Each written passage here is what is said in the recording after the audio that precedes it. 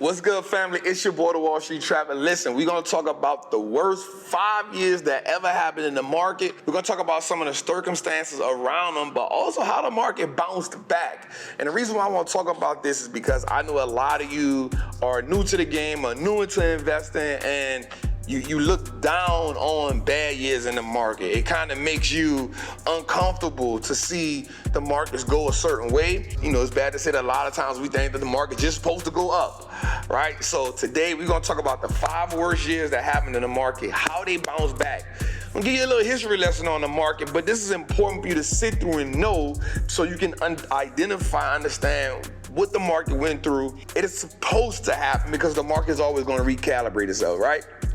So the first year was the 1929 Great Depression. Now, mind you, this was called the Roaring 20s, right? The economy was booming, everything was going good. Now, you'll hear a theme right here about agriculture. But before we get into that, listen, I need you to like, I need you to subscribe, and also at the end of this video, I want you to leave a comment. Tell us how you like this type of content and how we can keep serving you, all right?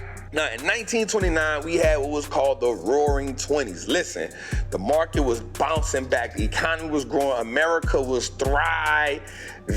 America was thriving. So much innovation, so much was going on in the economy around that time.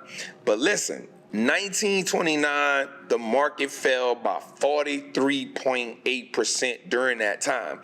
Listen, you know how people always say that the market always bounces back? Well, check this out. In 1929, it took 25 years for the market to get back to its close. 25 years. Now, the reason behind a lot of this was because the economy was expanding, because America was growing, so many new industry was coming out, the cotton boom was a thing in this era. Cotton, so I'm gonna just be real with you right here. You can take this how you want. Cotton and slavery fueled America.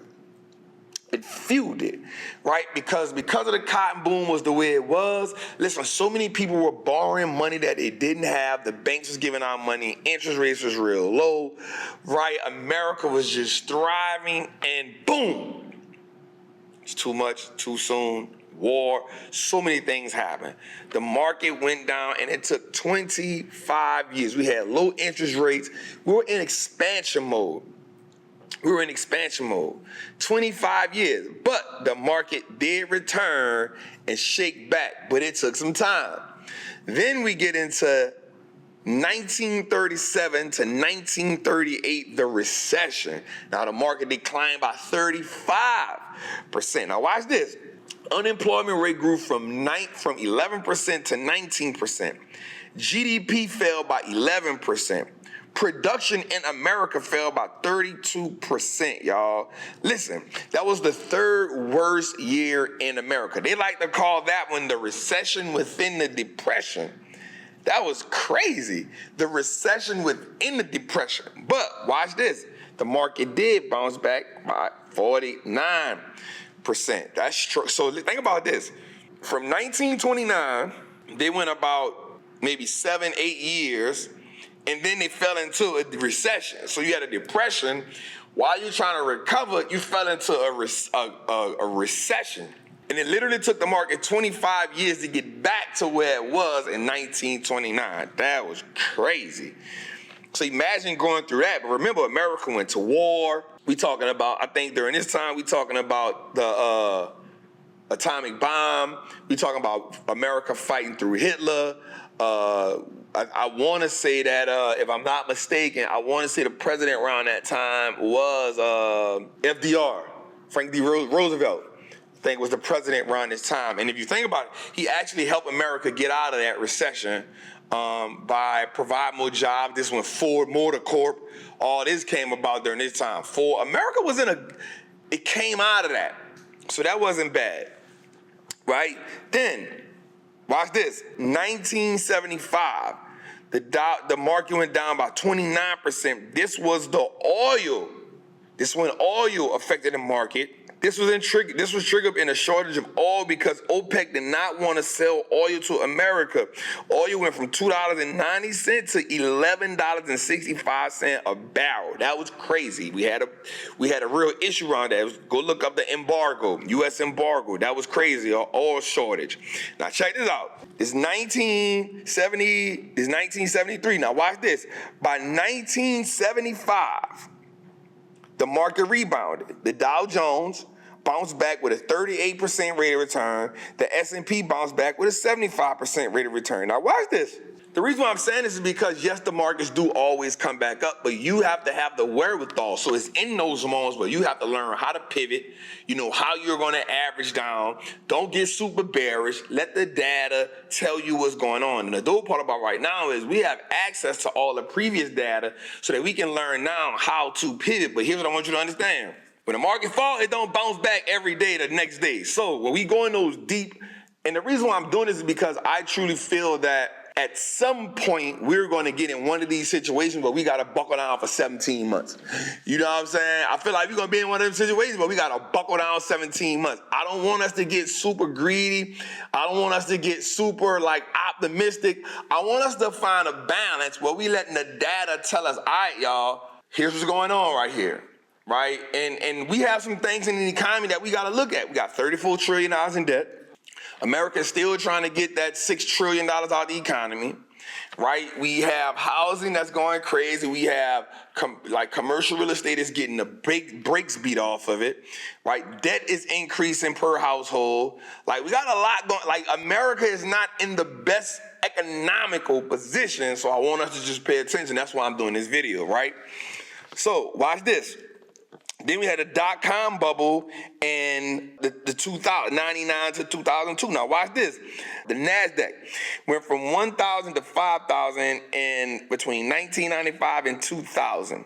Right? Now watch this though. It fell 76%. The market fell by 76% by 2002. That's big. That's big. But in essence, the Dow had a 49%. At some points, it went from 22% to 49%. That's big. That's big. Now watch this. I wrote this down. Companies like Cisco, Dell, Oracle. Now remind you, these was the big dogs in that era. Apple wasn't a big dog.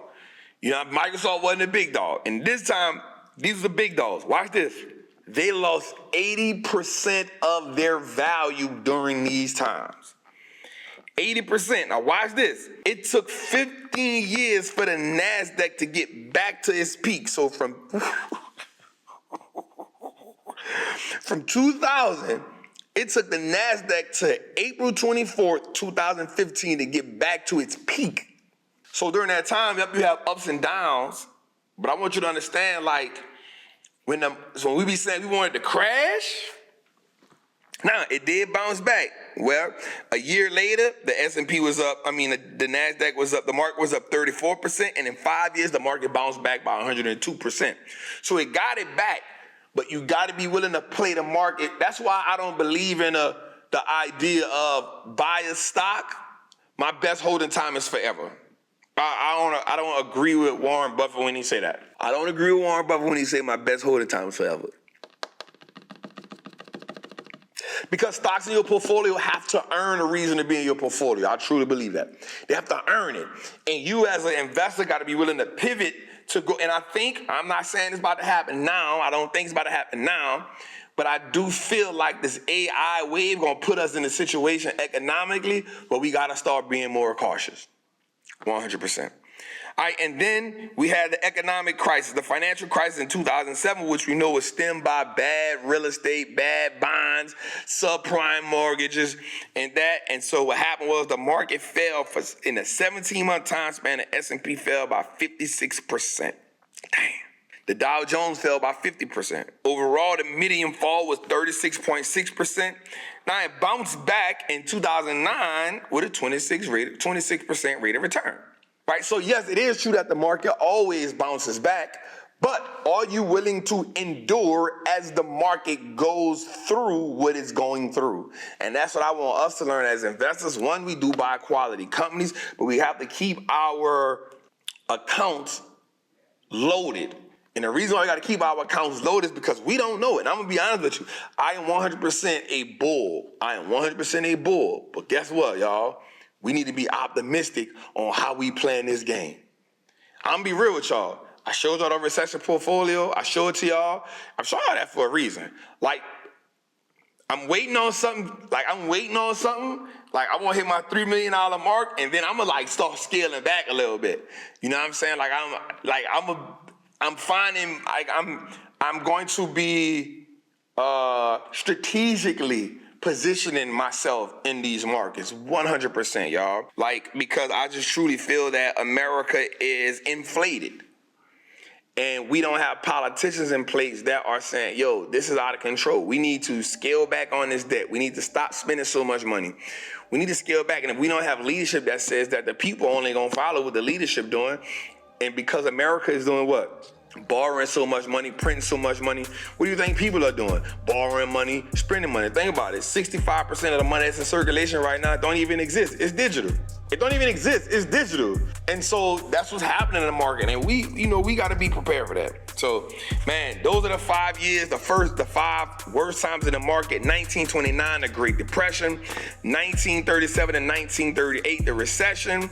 The bear market, which came from the oil shortage in 1973 to 1974. The dot-com bubble started in 2009. It ranged all the way to 2002. And a financial crisis of 2007. Now, of course, the market now is thriving. It is soaring. But remember, we are always a recession away. We're always one bad day in the market away from falling down the tunnel, man. So, man, it's your boy, the Wall Street Trapper. I hope you enjoyed this. Just a brief history on some downtimes in the market, man. I love you. I appreciate y'all. Listen, make sure you like, make sure you subscribe, and make sure you share this content. But lastly, remember, that is not me in the chat talking about Bitcoin, talking about what's at me, talking about trading for you. That is not me. Those bots are crazy. Don't believe none of the things in the comments where they be saying stuff like, Miss Sharon helped me get this done. All that scams. Don't get caught up in that, man. It's your boy, the Wall Street Trapper. Make sure you tune in to Trapping Tuesday each and every Tuesday. We out.